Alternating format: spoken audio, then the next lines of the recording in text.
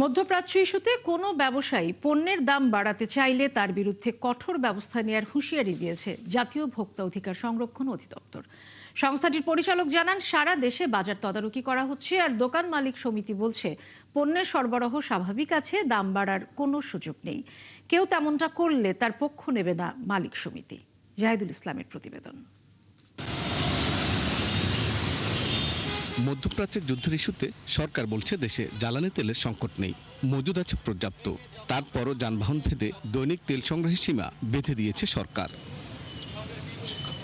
রাজধানীর কারওয়ান বাজারে পণ্যের সরবরাহ এবং দাম বেশ কদিন ধরেই স্বাভাবিক, বরং কিছু ক্ষেত্রে কমেছে। অনেকটা স্বস্তিতে ক্রেতারাও। সরকারের পদক্ষেপ অবশ্যই ভালো, দাম মোটামুটি সহনীয়। প্রতি মাসেই যে বাজারগুলো করি আমি মোটামুটি সেই বাজারগুলোই করলাম এবং সেই রেটেই দেখলাম। সরকারও আছে এবং ব্যবসায়ীরাও সচেতন আছে, রোজার ভিতরে প্রাইস একই রাখছে। বিক্রেতারাও বলছেন মধ্যপ্রাচ্যের যুদ্ধ এবং জ্বালানি তেলের ইস্যুতে এবার বাজারে তেমন প্রভাব পড়েনি। ক্রয় এবং বিক্রয় রসিদ অনুযায়ী মূল্য তালিকা মেনেই পণ্য বিক্রি করা হচ্ছে। নিত্য পণ্যের সরবরাহ সবকিছু ঠিক আছে, দামও গেছে বছরের তুলনায় অনেকটাই কম পর্যায়ে আছে, কোনোটাই মানে শর্ট নাই মার্কেটে। নতুন সরকার আসছে, রমজান উপলক্ষে অন্যান্য বছরকার তুলনায় সবকিছু দাম কম। সমস্ত কোম্পানির প্রচন্ড পরিমাণ মাল দিতে আছে, আমরাও পাইতে আছি। জিনিসপত্র খরিদ করি, তার ক্যাশ মেমো আছে, ওই ক্যাশ মেমো অনুযায়ী বাজারের লিস্ট আছে, ওইখানে লেখা থাকে, ওই অনুযায়ী এক বিন্দু বাড়তি কোনো রেটে বিক্রি করা যায় না।